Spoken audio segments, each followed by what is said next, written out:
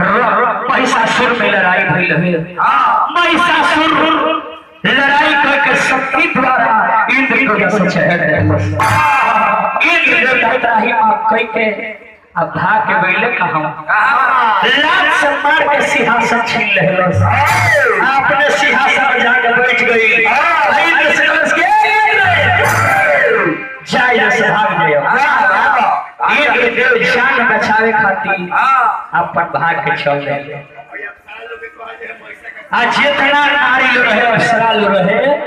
और महिषासुर को सुनो हमारा सामने तब लोग डांस करे के हो नृत्य करे के बा हमके सामने ना हो हमके सामने नहीं खेलना चाहिए हो हमारा देश के पालन तब लोग करे के और महिषासुर लड़ाई करके अल्लाह को बुरा इंद्र के इंद्रासन छीन के अल्लाह को जाकर भोग भोगे ए बबुआ ने बबुआ अपन अत्याचार बढ़ावे लगल इंद्र भगवान और रोग पापत गईले कहवा देवता लोग के गुरु बृहस्पति भगवान के लगे जाग रहे कि हे गुरुदेव हे बृहस्पति देव अब लाज बचाई कोनो उपाय बताई जाने से देवता लोग के इज्जत बच जाओ बृहस्पति देव कहले कि क्या हो क्या करे के हो अब तो पैसा सूरज में तराही माफ कर देले बा कि हमरा के मार के शहर देले बावे इंद्रासन छीन देले बा अब देवता लोग के संग अत्याचार चालू बावे बृहस्पति देव कहले कि एक और उपाय हमरा लगे नहीं छे ए बबुआ अरे पैसा करेला अत्याचार हो देवता लोग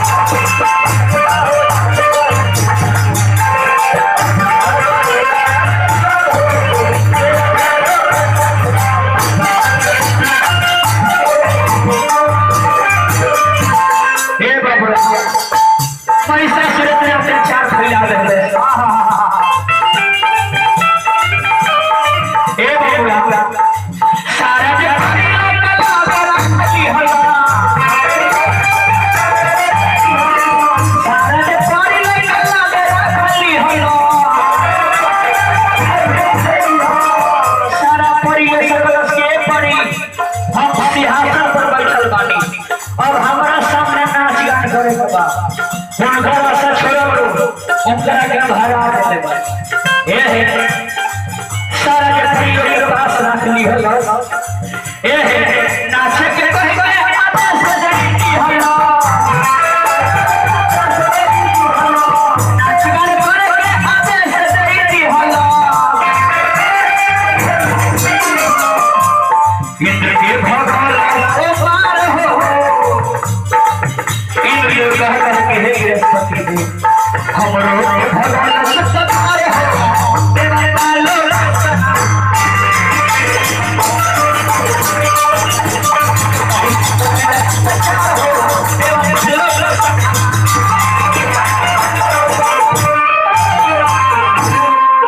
अत्याचार से इंद्र बृहस्पति देव से पहले बृहस्पति देव के लिए एक और उपाय हरा लगता है। हाँ एक और उपाय चले में कहा विष्णु जी के लगे जिस क्षीर समुद्र में शेष सेना पर लक्ष्मी के संग सेना से तो जाके क्षीर समुद्र का आनंद तारीख प्रभु के लगे चल जाओ ये सारा देवता लोग जान लेके आप विष्णु भगवान के लगे समुद्र में पहुंचल पाए जहाँ लक्ष्मी जी के संग में शेष सेना पर विष्णु भगवान नारायण वही का सुतल बने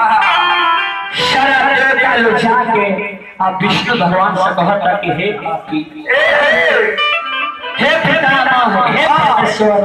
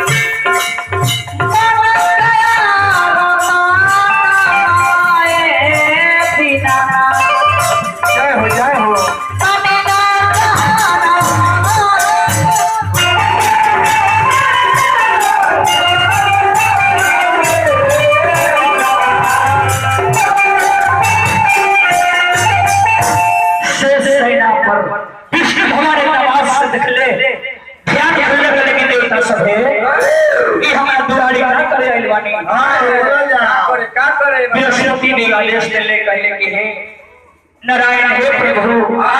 इंद्र के संगे बहुत अत्याचार भइल बा एगो महिषासुर नाम के राक्षस इनका सिंहासन छीन लेले बा और इंद्र लोग से चहट भाई करके जब इतना बात विष्णु भगवान सुन ले गले में ठीक बा चलिए उससे हम लड़ाई करो से हम लड़ाई करो यहां ले उस शक्तिशाली रहे ब्रह्मा जी से वरदान पाके कि विष्णु भगवान भी कोई लड़ाई कोई लोग हरा दे काहे से और बोले रहे कि पुरुष ना मरी एक रफ्तार आई लोग कहां इन शंकर जी के लगे महादेव के लगे कलश अविनाशी हवन वे विनाशी हवन वे मार सकता रे महादेव से कहल महादेव भी कहले ये देवता लोग चलिए हम देखत बानी कि महिषासुर क्या करता रे यहाँ प्रमाण का भगवत गीता में लिखल बावे कि शंकरो भगवान का हरा दिले रहे जब हरा रहे तो ब्रह्मा जी के लगे ब्रह्मा जी कहले के मना मरी हम ही प्रणाम देले बाने कि केहू पुरुष के हाथ में मरे वाला नहीं थे कहलो कि पिता में उपाय बताई के लगे उपाय कही बा कि अब आज भवानी महामाया के गुहार करो लोग सभे देवता लोग और हे भवानी माई महामाया जगदम्बा अवतार ली है और हे रूप स्वरूप जाके महिषासुर के पद पर सारा देवता लोग एने पूरा देव लोग खार हो गए यही आप भवानी महामाया के लागल गुहार करे कहलस के माई कहलस के माता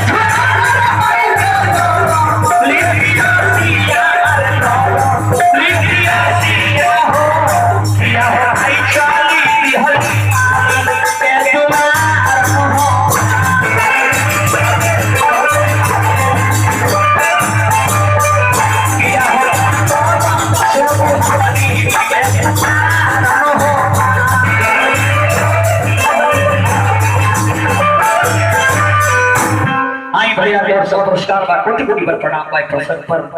ए भगवान ए सरा देवता माई महामाया के हाथ भवानी के ध्यान में बैठ गई सरा देवता लोग कहे कि हे मां अपने प्रकट हो ए न बबुआ ई है माता आज भवानी पहले के फरमाइशी को जगह शिव भगावे उहे भैया पार्वती महामाया आज भवानी माता बहुरा उहे ज्वाला रूप धई के और ज्वाला फाटल जौना से उड़ा भवानी महामाया उत्पत्ति ले ली कन्या के स्वरूप में एगो लड़कन के रूप में सिंह पर सवार होके सिंह नाद करे लागल और बहुरा इतना सिंह जोर से नाद करे सिंह बोले तो सिंह की आवाज महिषासुर के कान में पहुंचल अपना सेना लोग के टुक छोड़ के बिलोल के चटपट के सबका आदेश देवस की आवाज के पता लगाओ कहां से आवाज होता ए नहीं है सारा राक्षस जाके पहुंचले देखले पिंडाल बिलोल बबुआ ऐसा राक्षस जाके पता लगाओ कि पर्वत पहाड़ के किनारे पर एक लड़की सिंह पर सवार होके सिंह नाद कर रहल बावे ए बबुआ इन सारा देवता लोग को पता लगल देवता लोग जाके माई के सामने नष्ट नवावल कलश के प्रेम से बोलो दुर्गा मैया की प्रेम से बोलो भवानी मैया की माता जी के जयकारा लगावे लागल लोग ए नहीं है माता भवानी महामाया कल के देवता सब है काहे खातिर हमार पुकार कइले बानी कौन कारण से कहलो कि हे माई महिषासुर नाम का राक्षस बहुत अत्याचार कइले बा इंद्र के दर्शन छीन ले बा महादेव विनाशी के लड़ाई में हरा देले बा विष्णु जी के हरा देले बा हे माई हमें सुनले बाने सब के ऊपर वर्ण रोरे हाथे लिखल बावे कहले कि हे देवता सब है कि हमार शरीर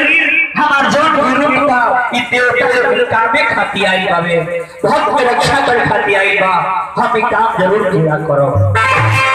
हमारे के जयकार लगा के देवता लछती हो आए नहीं है बिल्लू बिडाल ऐसे राक्षस जाके पता कइले पहले कहले हमेशा से कि हे मालिक हे मलिकार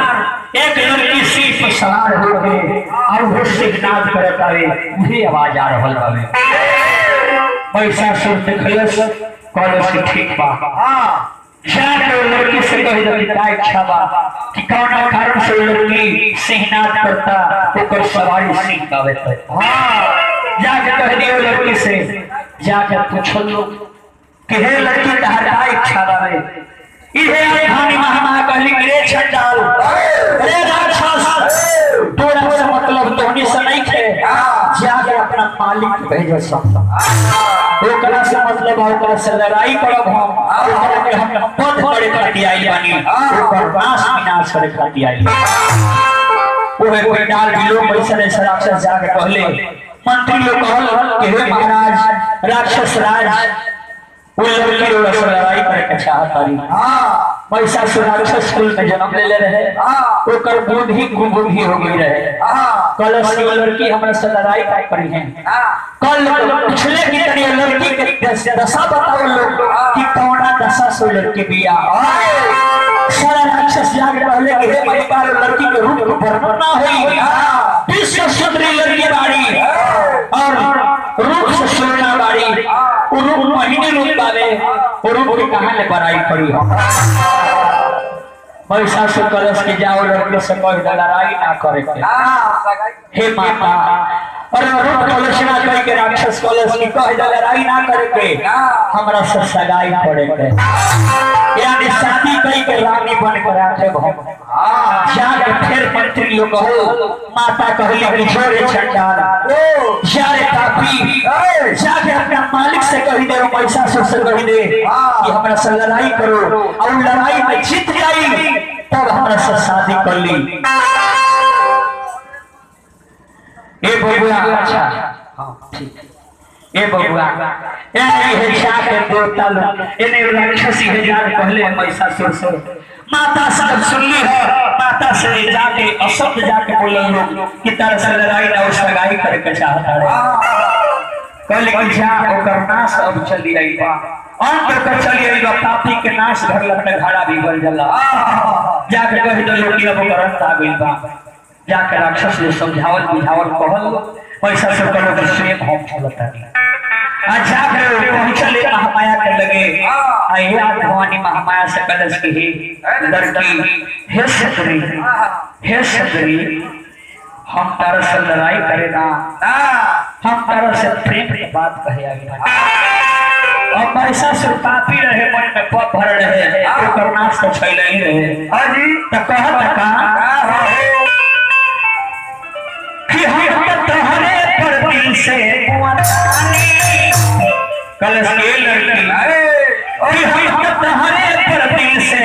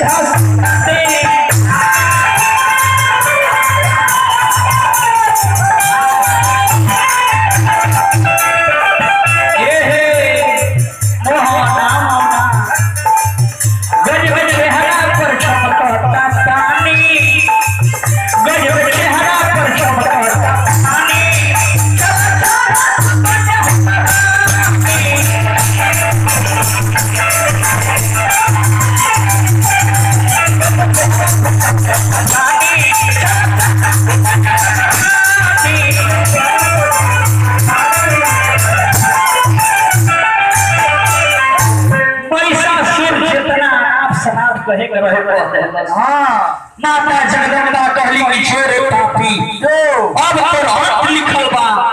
अब तेरा जिए के नहीं खे तो समय पूर गइल बा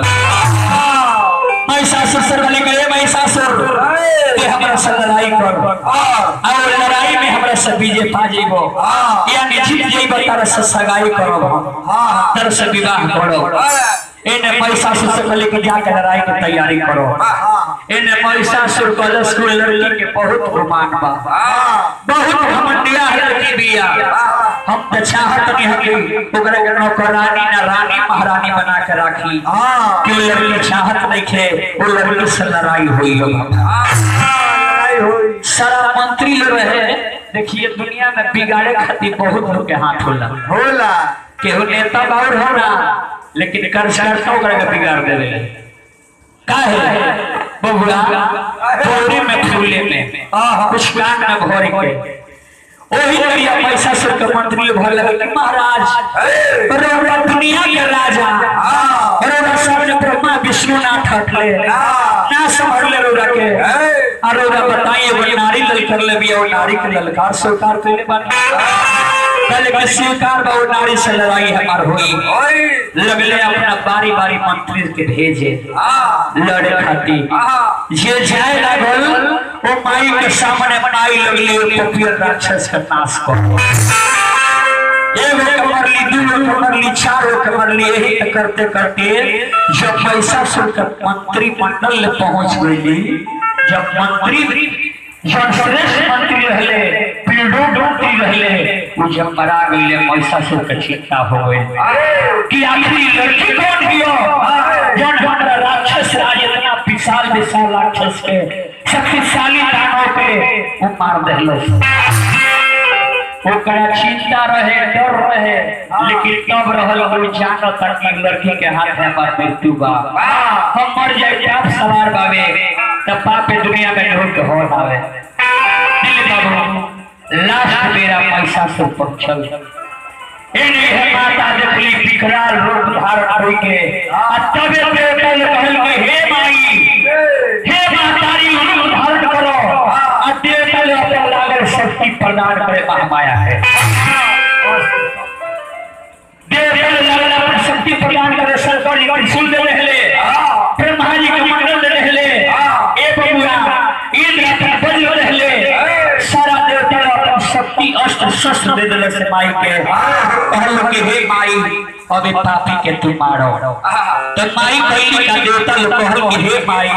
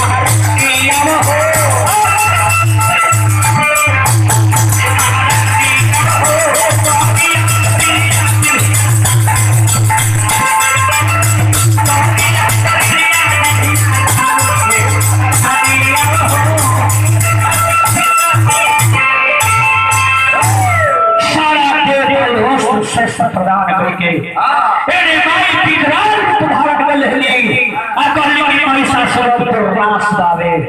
अब तेरा के छोड़ नहीं खिया था एने बबुआ महिषासुर से माता के लड़ाई होए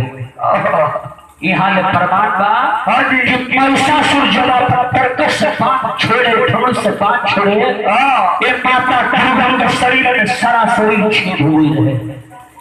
पूरे छेद हुए रहे ये पांच से बहुत पीड़ा होता रहे महामाया के तो ये जाएगा प्रसन्न मिलेगा कि हम नीम के पाता जाने माई के चढ़ाई ले वो कहला कि माई नीम पासन काहे ले काहे ते यही से ले ले कि वही बड़ा देवता लोग से बतौली कि अब हमारे शरीर से कुछ सकाम होत नहीं थे इस पीड़ा बहुत जोर हो गई बा तो देवता लोग नीम के पाता लेके अब माई के शरीर पर छापल जो आज हम के गांव जवार में छेछे खोला जाने का लोग कहला कि माता जी का आसन नहीं बा और नीम के पाता तोड़ के आप पूरा शरीर पर छापा जला लहर लहर खोला वो में आग पर से लागल वो आग के ठंडा हो खाते नीम के ही छाव का नीम के पेड़ के ही सहारा देवता लोग नहीं हो ऐने अंत समय में महिषासुर को ललकार गले के महिषासुर अब अंत लावे और जिए नहीं जाए धरती पर माता विकराल रूप धारण करके आने महिषासुर से लड़ाई ठान देंगे तब होई लगा अरे नारी के रूप में दिखावता नहीं खेला दिखावता नहीं खेला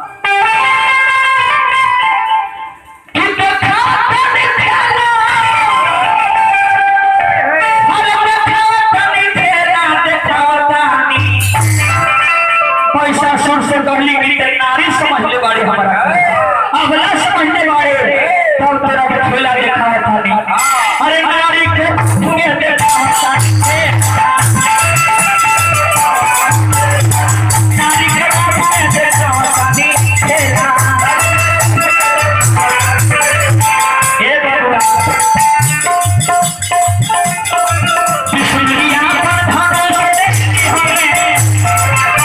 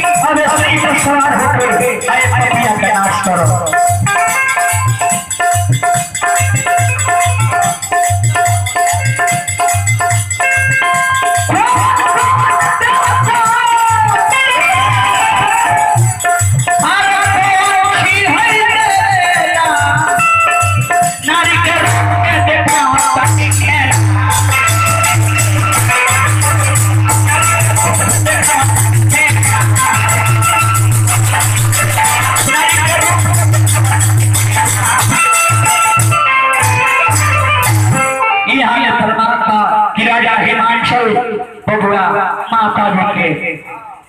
अपना सिंह सवारी अस्त्र शस्त्र ब्रह्मा जी के दिल सबे लोग अस्त्र संतान कर दी होली आई माई शक्तिशाली बन के अल्लाह से महिषासुर के वध कर देली ये काल रात्रि कहली जनाबरा महिषासुर के मरली आ दुर्गा कहली हो जनाबरा दुर्गम राक्षस के वध कइली